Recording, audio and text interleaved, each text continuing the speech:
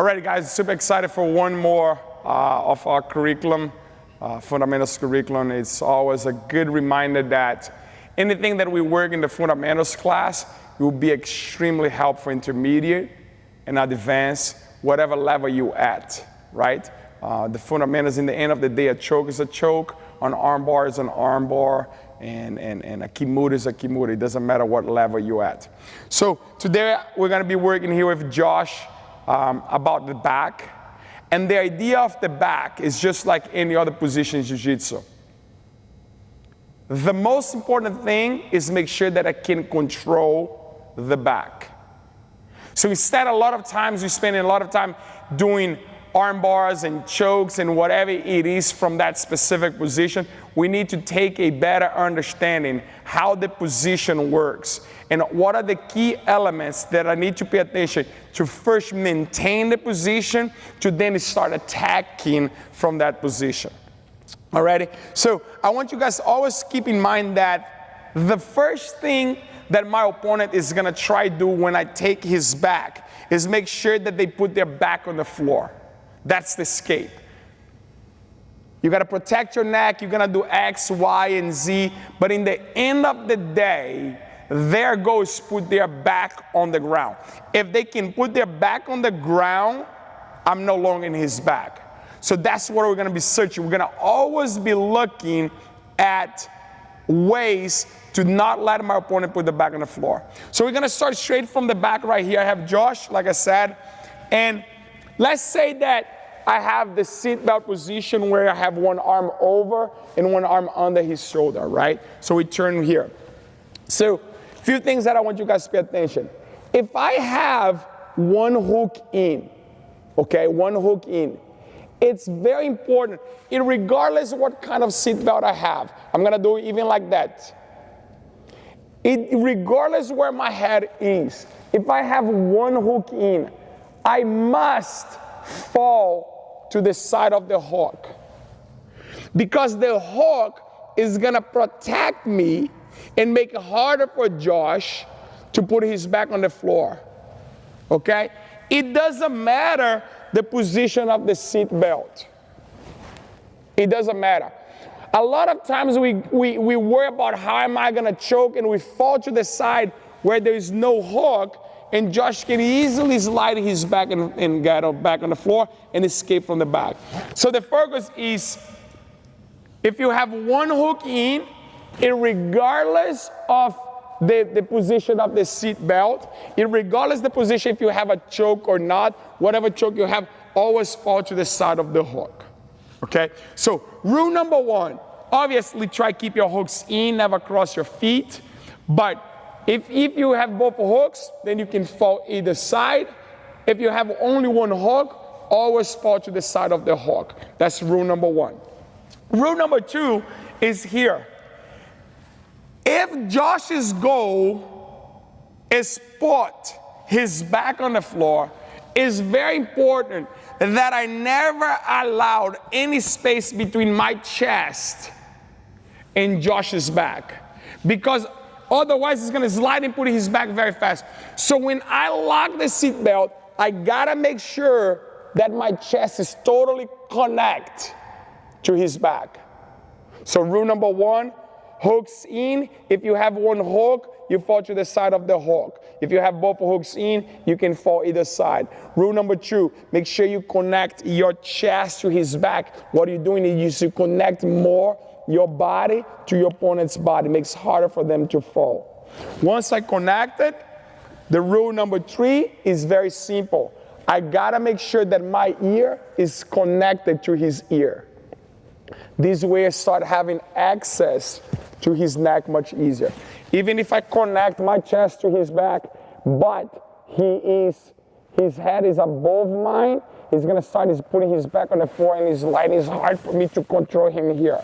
Okay? So hooks in, chest on the back, and ear always on ear, either side. Okay? One thing that's very important, if I have the seat belt right here with my right arm over his ear, my head can never be here, okay? Your head goes always to the other side of the seat belt. And the reason is simple, right? It's very simple, at least for right now, is I have a better control of his head this way because I'm pinching his head between my arm and my ear. If I go this way here, then I'm in trouble.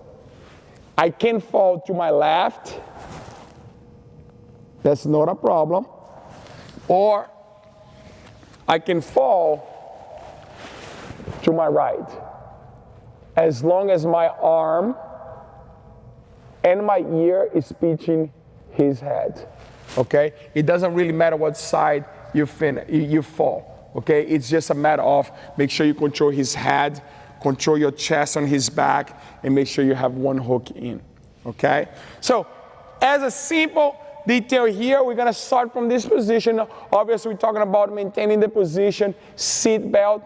Very important detail here. When I control the seat belt, okay, like an example, I'm a right-handed person. So if I lock the seat belt this way here, remember, the arm that is over his shoulder is always on the bottom of my other hand. Never this way.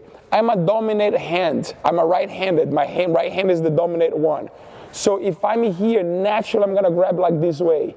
But if I grab with my right hand on the top, the arm that's over his arm, is too loose here, he can start sliding very easy, okay? So if my right arm is over, my left hand has to be on the top. This way I can connect my elbow down and have a better control of him.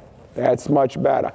The same way around, if I have my left arm over, okay, same thing, not my left arm on the top, my right arm on the top of here, and again, my ear on that same side. This way, you can be able to squeeze and bring him into your body, connect your ear to his ear, and your chest to his back much better. Okay? And then, after you understanding all these little details, all the chokes come very simple. Okay? So when I'm here, I lock here, and we're gonna go work three little chokes, 3 little chokes from the sitting position. Number one, I'm here, I'm open the lapel. I never grab like that because he can pull and break the grip very easily. From here, I fold the lapel, I slide my hand, and I twist never bend your wrist. Your wrist always straight. So I seat belt, open, feed, and what? And twist your wrist. Choke number one, I just put lapel down here, the other lapel down, and I just, nice and easy this way. That's choke number one. Choke number two, I'm having a hard time to control this lapel, whatever it is. All I need to do is I open this arm, and my arm come behind his neck, and I choke Josh from here.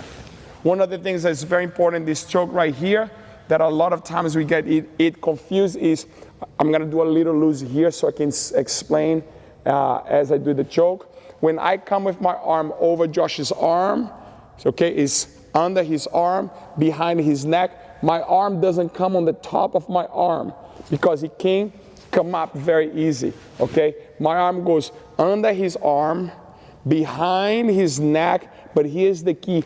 I open up my neck a little bit and I swing this arm under. This way is gonna be almost impossible for Josh to move. Okay? And choke number three, okay? Let's move forward a little bit, Josh. Choke number three, I'm right here, okay? And I feed the lapel. I'm having a hard time to move, whatever it is.